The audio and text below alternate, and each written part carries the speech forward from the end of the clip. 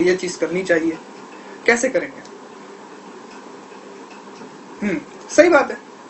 तो अब इसमें देखिए, आप कंपनी का एक स्ट्रक्चर होता है कि कंपनी तो हर चीज अपनी अच्छे से कर रही है, कंपनी ने मार्केट पकड़ रखा है, कंपनी ने अपना रेपुटेशन बना रखा है, प्रोडक्ट पे लोगों को भरोसा है, टेक्नोलॉजी बहुत अच्छी है, सब कुछ है। और उसी दायरे में आज की तारीख में देखा जाए तो भैया कंपटीशन भी बहुत बढ़ रहा है। अलग अलग ब्रांड्स हैं जो नए नए मॉडल्स लॉन्च कर रहे हैं, मार्केट पे उन्होंने धीरे धीरे कैप्चर करने का ट्रैक चालू कर दिया है, तो हमें उनका भी ध्यान रखना है। अच्छा, दोनों का बेसिकली फोकस एक ही जगह है, कस्टमर इसके एट द एंड मेन चीज है कि कस्टमर का ही ध्यान रखना है। सब कुछ कस्टमर से ही शुरू होता है, कस्टमर पे ही खत्म होता है। अच्छा, आज की तारीख में कस्टमर भी देखा जाए तो भैया कंपटीशन का जमाना है, तो वो भी 10 जगह तोल मोल के फिर उसके बाद हिसाब किताब करते हैं। उन्हें तो पहले हर चीज की इंक्वायरी होनी चाहिए। आज की तारीख में कोई गाड़ी खरीदने भी जाएगा तो पहले 10 जगह इंक्वायरी करेंगे कि भैया मुझे कहाँ कितना फायदा हो रहा है, बाद में क्या प्रोसेस रहेगा, बाद में मुझे तकलीफ तो नहीं पड़ेगी कहीं मेरी गाड़ी के लिए।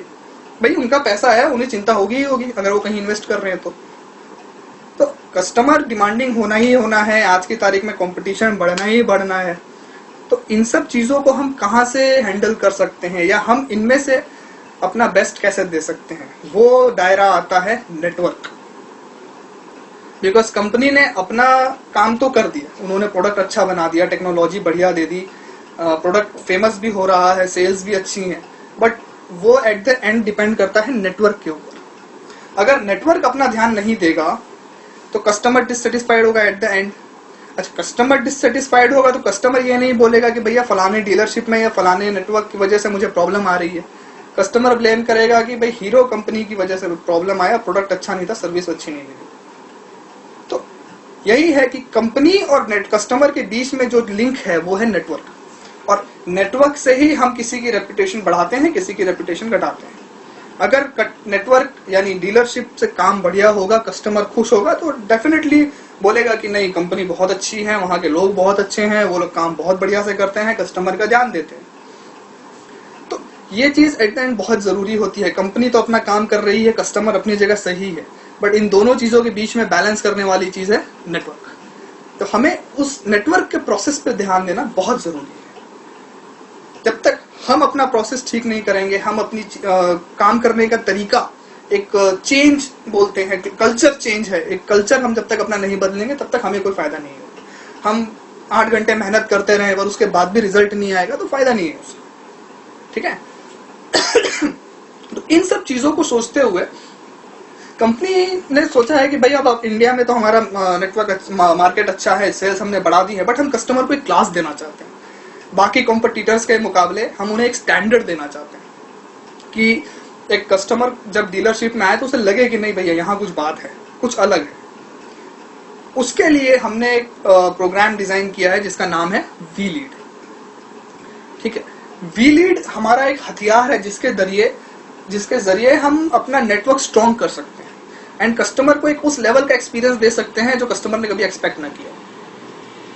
अब बेसिकली वी लीड है क्या? वी लीड कोई टैबलेट या फिर कोई जादू की छड़ी नहीं है कि भैया मैंने घुमा दिया और सब कुछ ओके हो गया, ठीक है। वी लीड एक कोशिश, एक प्रयास है। इट इज अ इनिशिएशन और इनिशिएटिव आई शुड से, जिससे कस्टमर एक्सपीरियंस कैसे बेहतर किया जाए उस पर गौर किया गया है, ठीक है। प्रोसेस हम कितना सुधार सकते हैं उस पर ध्यान दिया गया है, ठीक है। और हमारी जो छोटी छोटी कमियां जो हम नजरअंदाज कर देते हैं, जो रह जाती हैं हमसे, उन्हें हम और बेहतर कैसे बनाएं। हम प्रोग्रेस तभी करेंगे जब हम अपनी कमियों को जितना हो सके उतना सुधार पाएंगे। तो अपनी कमियों को सुधारने के लिए हमें एक प्रोसेस चाहिए।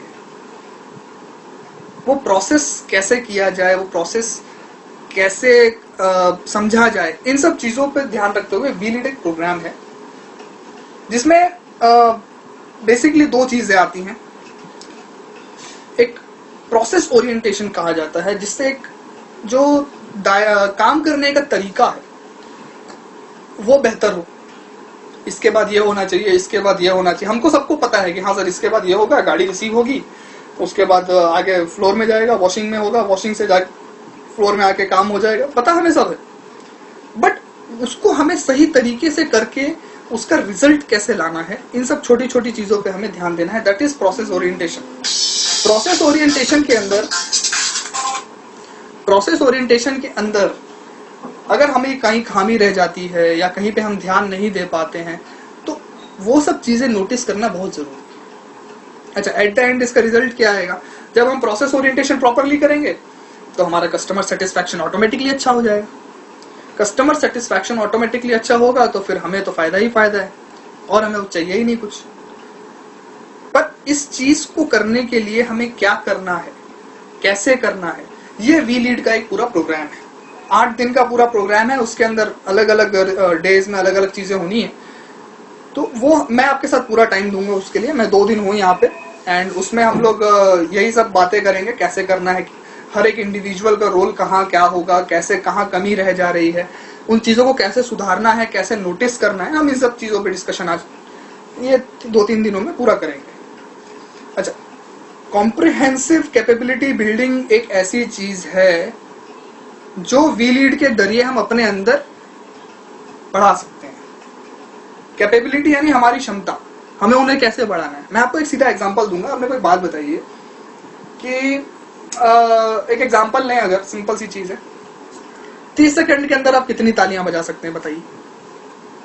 आपने कभी सोचा होगा? हाँ, आप बताइए 30 सेकंड में आप कितनी ताली बजा लोगे?